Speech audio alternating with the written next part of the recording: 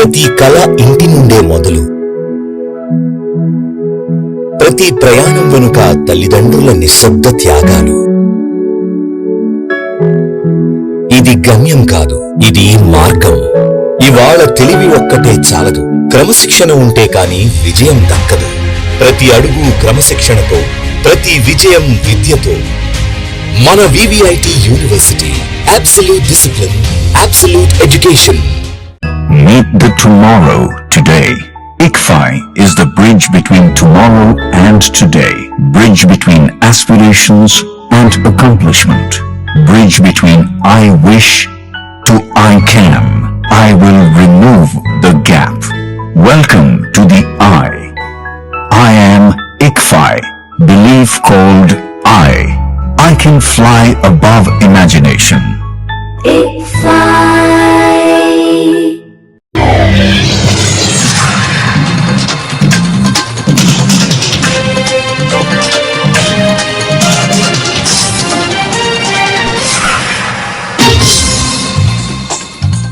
నమస్కారం, సిటీన్యూస్ కు స్వాగతం.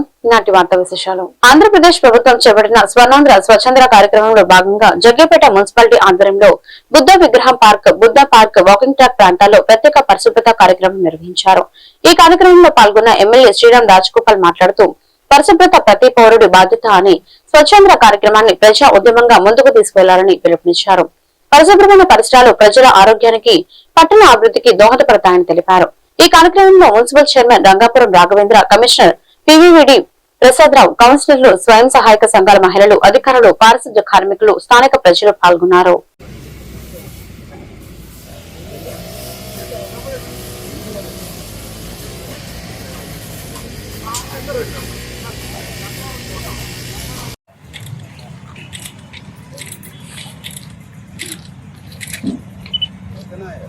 Okay sir.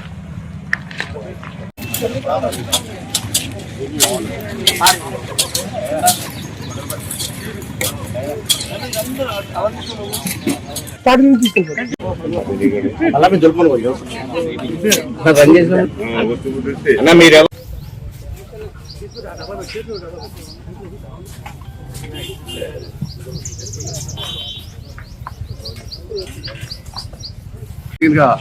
మొత్తం చేయడం జరిగింది. దీనిలో ఎక్కడైతే గడ్డి బాగా విపరీతం విరిగిపోతుంది తొలగించడం, అదేవిధంగా టేబుల్స్ కూడా ప్రత్యేకంగా పెయింట్స్ కూడా వేయటం. ప్రతి ఒక్కళ్ళు కూడా మరి క్లీన్ అండ్ గ్రీన్లో ప్రతి ఒక్క బాధ్యతగా స్వచ్ఛాంధ్ర స్వర్ణాంధ్ర కోసం గ్రీనరీగా ఉంచే విధంగా, అదే పరిశుభ్రంగా ఉండే విధంగా ప్రతి ఒక్కరు బాధ్యత చేయాలి.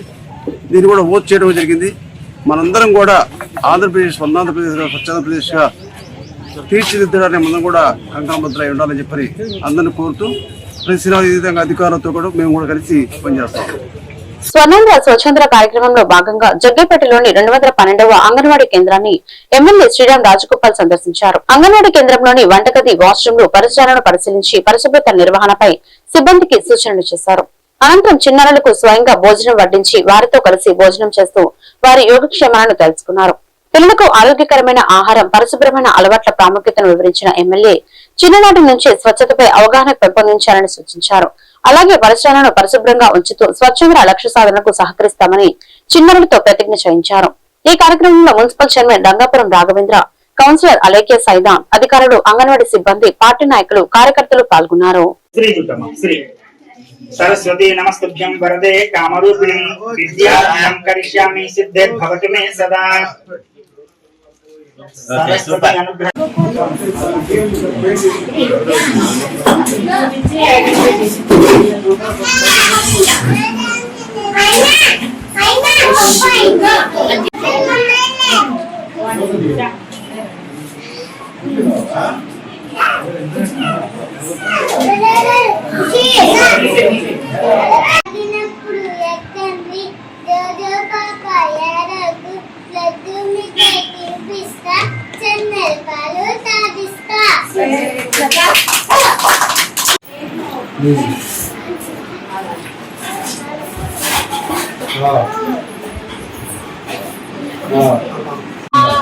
యాక్టివిటీస్ చేస్తారు, పిల్లల్ని ఎంగేజ్ చేస్తారు.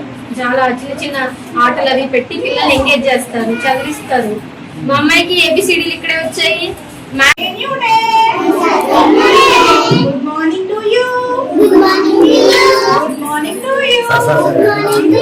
Very good.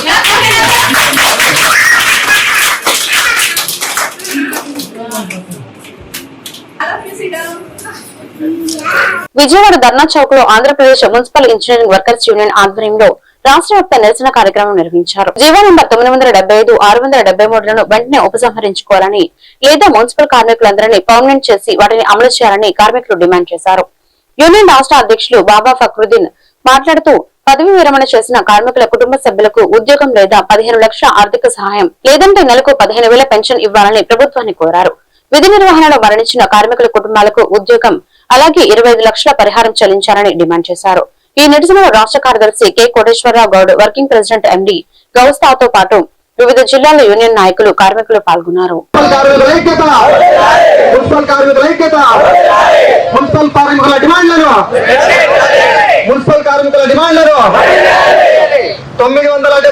కె బాబా Fakruddin, Andhra Pradesh municipal engineering workers union రాష్ట్ర అధ్యక్షులు. ఇవాళ మనం ధర్నా చౌక్లో ధర్నా నిర్వహించాం.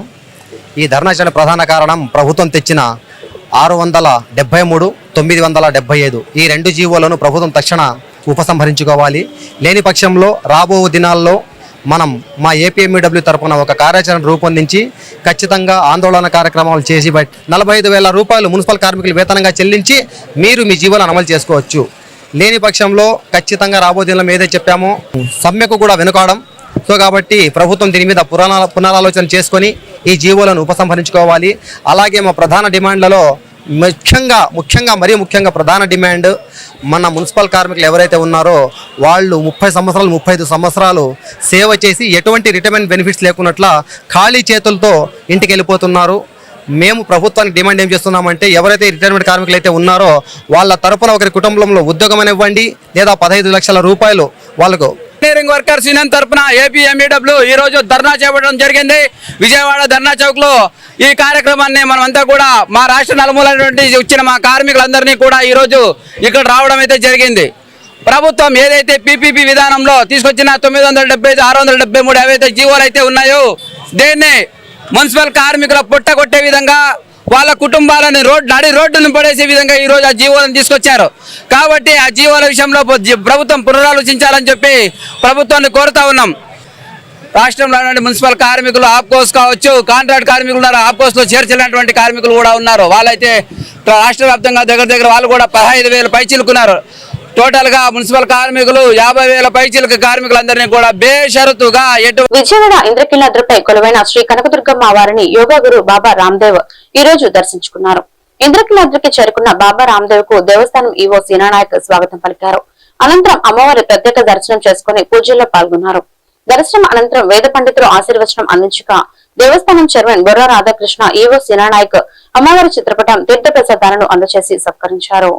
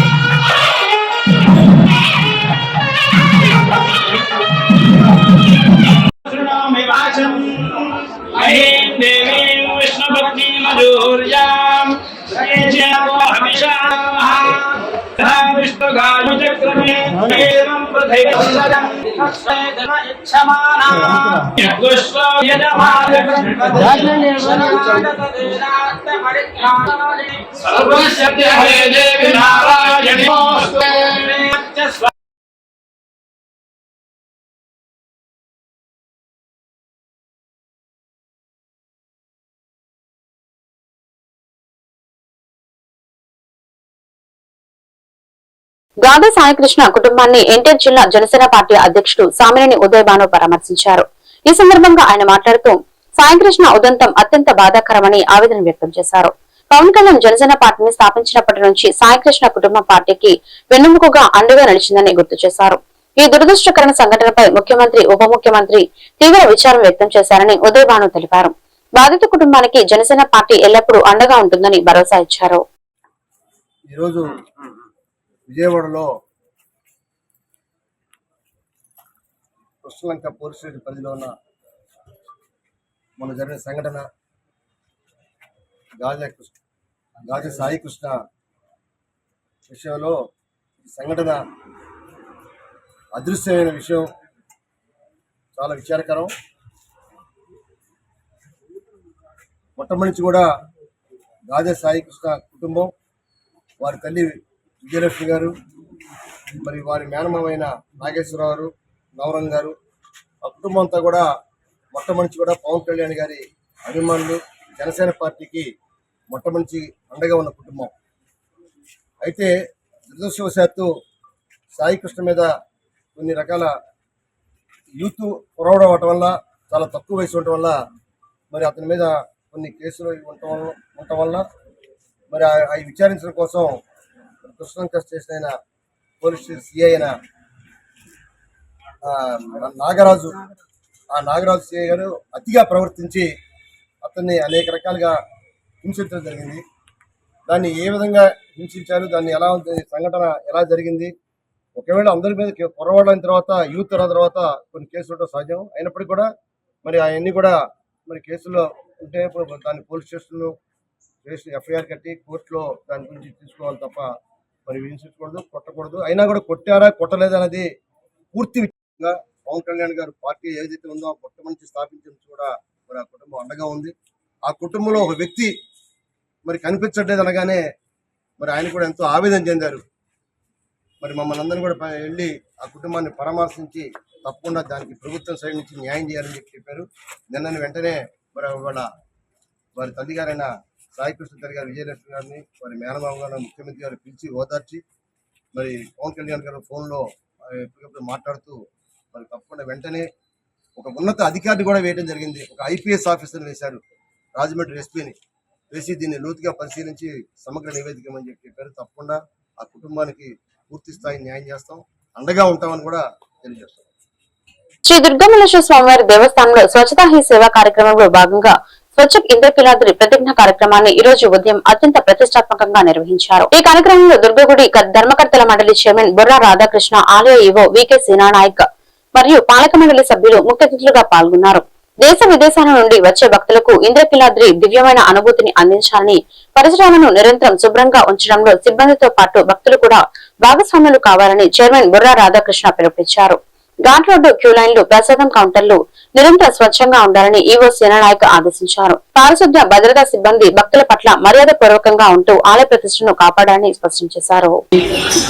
ముఖ్యంగా ఎంతో సుదూర ప్రాంతాల నుంచి వచ్చే భక్తులను స్వచ్ఛ ఇంద్రకీలాద్రి నినాదంతో మనం చేసే పనులన్నీ కూడా వారిని ఆకట్టుకోవాలి. ఎక్కడ కూడా చిన్న కాగితం ముక్క కానీ ప్లాస్టిక్ బాటిల్స్ కానీ ఉండకూడదు. అదే త్రాగునీరు పాయింట్స్ దగ్గర, అదేవిధంగా పబ్లిక్ ఎక్కువ కూర్చొని ప్రశాంతంగా కాస్త సేద తీరేటట్టు ఉండే ప్రాంతాల్లో కూడా నీట్గా ఉండాలని చెప్పేసి మనంతా కూడా ఆ విధంగా పెట్టుకోవాలి మన దేవాలయాలని చెప్పేసి మీకు రిక్వెస్ట్ చేస్తున్నాను. ఇది భక్తులందరూ కూడా మెచ్చుకోవాలి. ఇక్కడ చేస్తున్న కార్యక్రమాలన్నీ కూడా భక్తులందరూ కూడా మెచ్చుకోవాలి. అదేవిధంగా ఇది దేవాలయంలో ఉండవలసిన నియమ నిబంధనలు అందరూ కూడా ప్రతి ఒక్కరు పాటించాలి. ఏదో మనకి ఇష్టం వచ్చినట్టు ఇక్కడ మనం పూర్తి చేస్తే కుదరదు. ఈ ఆలయం పవిత్రతను మనం కాపాడడానికి మనం అందరం కూడా కలిసికట్టుగా నిర్మించాలి. మనకు ముఖ్యంగా ట్రస్ట్ బోర్డు చైర్మన్ ఫోన్లో ఒక దగ్గర డిపాజిట్ చేసేయాలి. మీరు మళ్ళీ డ్యూటీ దిగి వెళ్ళేటప్పుడు మీ ఫోన్లు తీసుకొని వెళ్ళాలి. ఫోన్ల వల్ల చాలా ఇష్యూస్ వస్తున్నాయి, చాలా దుష్పరిణామాలు కూడా వస్తున్నాయి. ఇక్కడ మీకు తెలియకుండానే ఆ ఫోన్ల ద్వారా చాలా చెడ్డ పేరు కూడా వస్తారు. కాబట్టి దయచేసి మొబైల్స్ యూసేజ్ తగ్గించి, మొబైల్స్ మీరు డ్యూటీలో ఉన్నప్పుడు ఎవ్వరు కూడా వాడడానికి వీల్లేదు. మొబైల్స్ కూడా వాడడానికి వీల్లేదు. ఈ మొబైల్స్ చాలా దేవాలయానికి ఎక్కడ చూసినా నెగిటివిటీ వస్తుంది. ప్రతిరోజు కొంత సమయం కేటాయిస్తానని నా వంతు కృషిగా స్వచ్ఛత కార్యక్రమాల కొరకు శ్రమదానం చేసి పరిశుభ్ర ఆంధ్రప్రదేశ్ సాధించే సంకల్పానికి కట్టుబడి ఉండాలని ఈరోజు పరిశుభ్రత గురించి నా వంతు కృషి చేస్తానని ప్రమాణం చేస్తున్నాను. స్వచ్ఛంగా స్వర్ణంగా యోగాంధ్ర.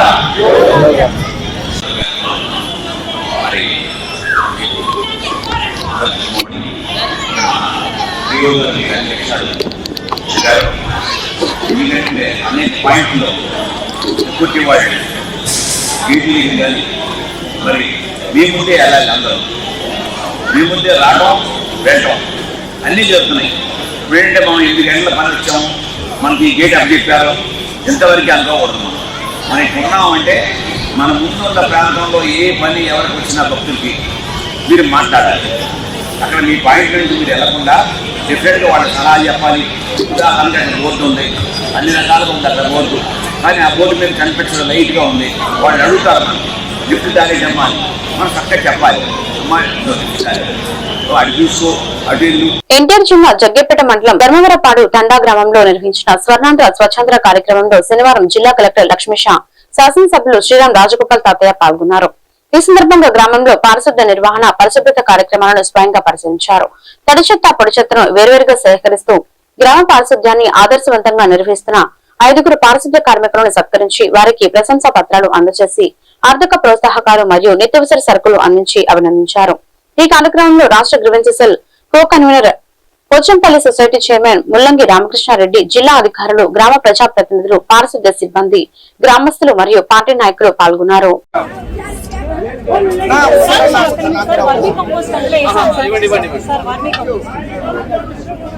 సార్ చూడండి సార్ ఒకసారి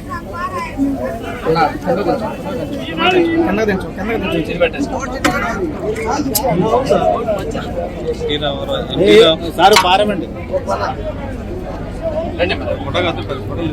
సార్ చూడరా సార్ సరే.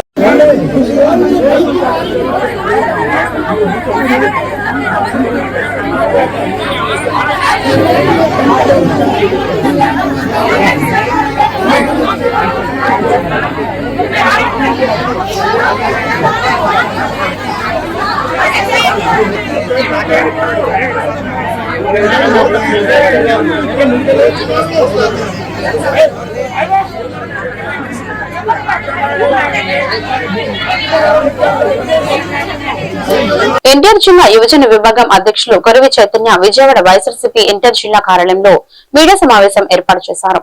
ఈ సందర్భంగా కొరవి చైతన్య సుకుందరరావు జిల్లా యువజన విభాగం సెక్రటరీ మాట్లాడుతూ బీసీ వర్గానికి చెందిన వైసీపీ యువజన విభాగం వర్కింగ్ ప్రెసిడెంట్ కారుమూరి సునీల్ ను అక్రమంగా అరెస్ట్ చేశారు. ప్రభుత్వాన్ని ప్రశ్నిస్తే అక్రమ కేసులు పెట్టి అరెస్ట్ చేస్తున్నారని, వైసీపీ హయాంలో ఎంతో పారదర్శకంగా మద్యం అమ్మకాలు జరిగాయన్నారు. ఈ దుర్మార్గ పాలన త్వరలో అంతరిస్తుంది. పాదయాత్ర చేసి ప్రజల సమస్యలు తెలుసుకుని పరిష్కరించిన ఘనత జగన్ది. కూటమి పాలనలో ప్రజల సమస్యలను గాలికి వదిలేశారని, లోకేష్ మంచి పాలన అందించాలని, కానీ రెడ్ బుక్ రాజ్యాంగం కాదు. మీ ప్రవర్తన మార్చుకోకపోతే ప్రజలే గుణపాఠం చెప్తారన్నారు.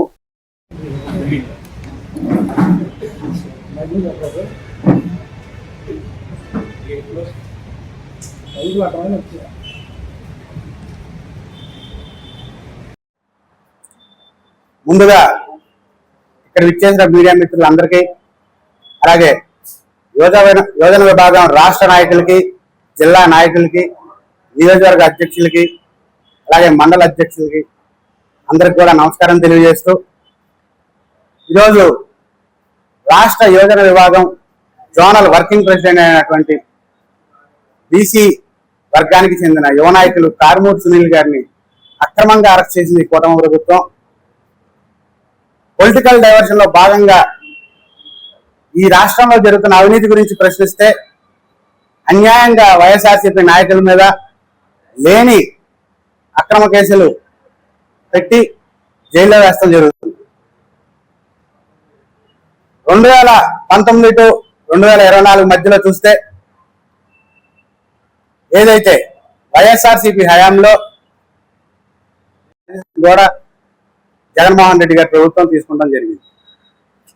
ఇప్పుడున్న కూటమి హయాంలో చూస్తే గనక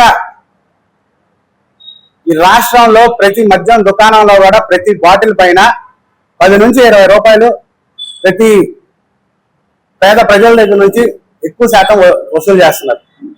ఎంఆర్పి రేట్ల కన్నా కూడా ప్రతి షాప్ లో ప్రతి బాటిల్ పైన 10 నుంచి 20 రూపాయలు వసూలు చేస్తున్నారు.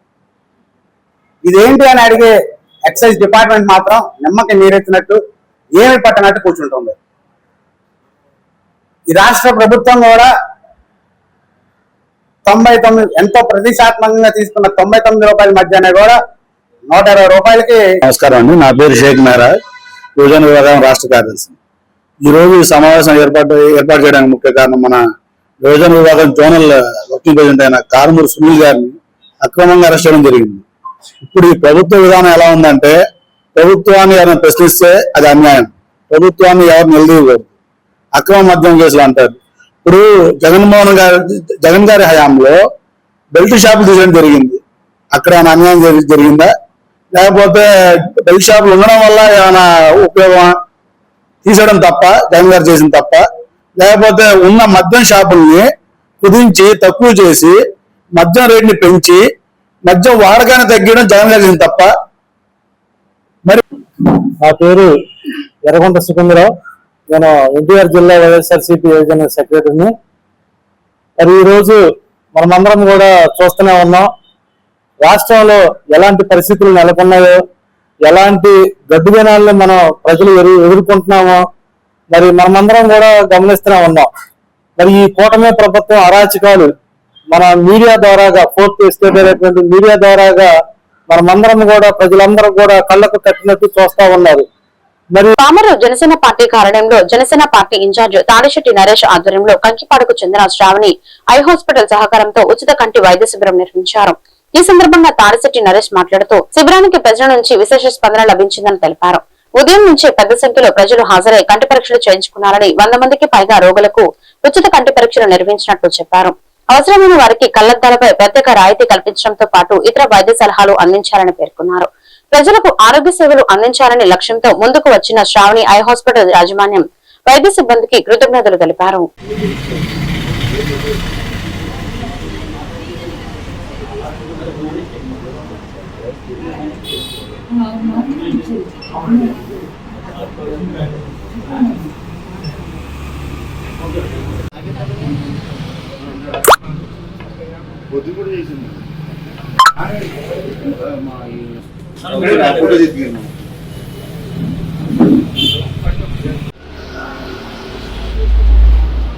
నరేష్ గారు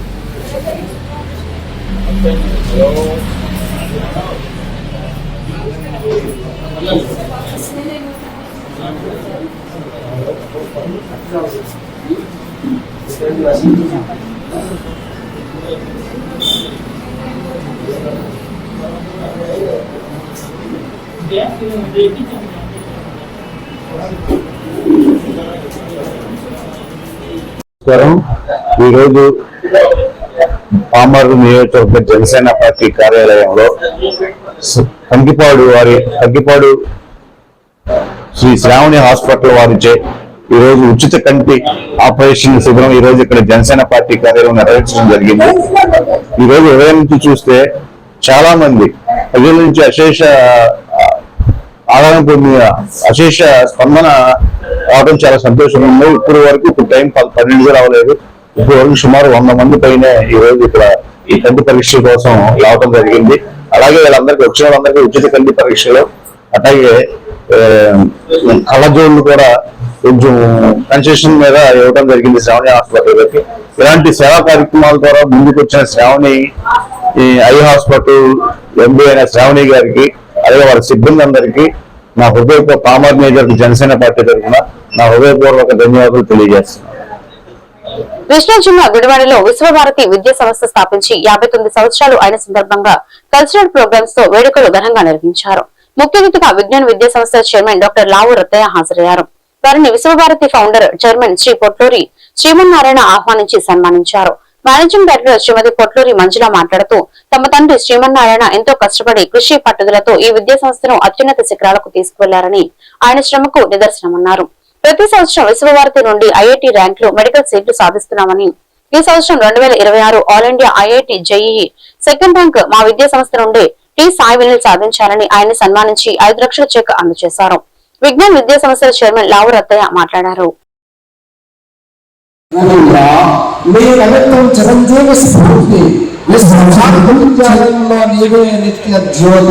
అందుకే విశ్వభారతిని అందిస్తోంది స్మృతి అంజలి.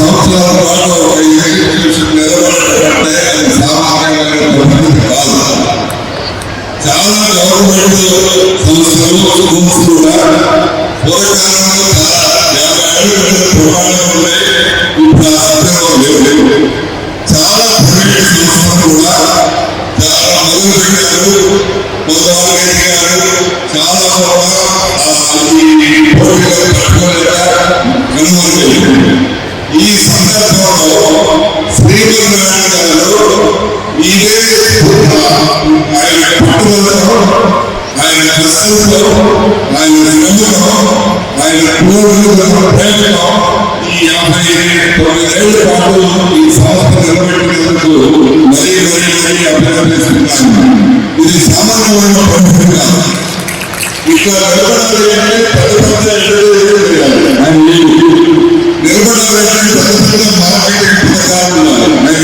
మేము ఇవాళ విశ్వభారతి గర్వంగా జూన్ 20న 59th ఇయర్లోకి అడుగు పెడుతున్నాము. ఇది మా నాన్నగారైన శ్రీమన్నారాయణ గారి కృషి పట్టుదల, అహర్నిశలు ఆయన పడిన శ్రమకు నిదర్శనం. నెక్స్ట్ ఇయర్ 28 ఫిబ్రవరిలో మేము 60 years డైమండ్ జూబ్లీ కూడా జరుపుకుంటాము. ఇది విశ్వభారతి బృందం యొక్క సక్సెస్. అండ్ ప్రతి సంవత్సరం మేము ఎన్నో ఐఐటి ర్యాంకులు, ఎన్నో మెడికల్ సీట్లు సాధిస్తున్నాము. ఓన్లీ మాకు విశ్వభారతి గుడివాడ వానపాముల్లో వైజ్వుడ్స్ స్కూలు, మరే ఇతర బ్రాంచీలు లేకపోయినా, ఏ అడ్వర్టైజ్మెంట్ లేకపోయినా మేము ఎంతో ముందడుగేసి ముందుకు వెళ్తున్నాము. ఇవాళ రత్తయ్య గారు చెప్పినట్టుగా ఏ అడ్వర్టైజ్మెంట్ లేకుండా పేరెంట్ మౌత్ టు మౌత్ తో మేము ఎన్నో విజయాలు సాధిస్తున్నాం. ఇదంతా మా నాన్నగారు శ్రీమన్నారాయణ గారు కృషి పట్టుదల. ఆయన వెనకుండి అందరినీ నడిపిస్తూ ఎంతో మానవతా విలువలతో పిల్లల్ని చక్కగా తీర్చిదిద్దుతున్నారు.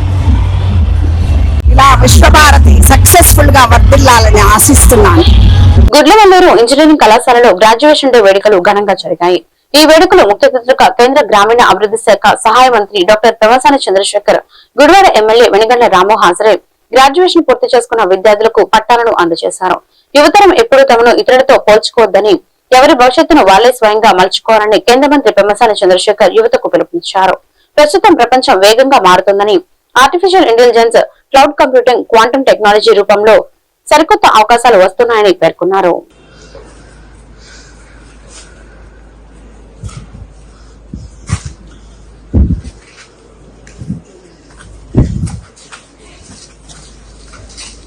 Ready? Ready?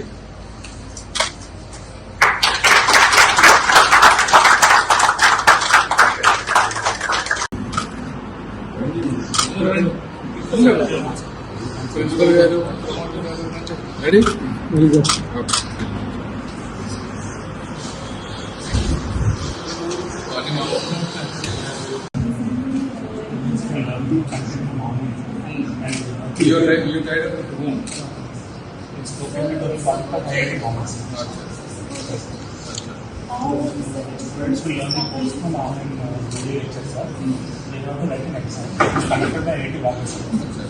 ఈ వార్తలు ఇంతటితో సమాప్తం. మరొక బిడ్డల్లో మళ్ళీ కలుద్దాం. నమస్కారం.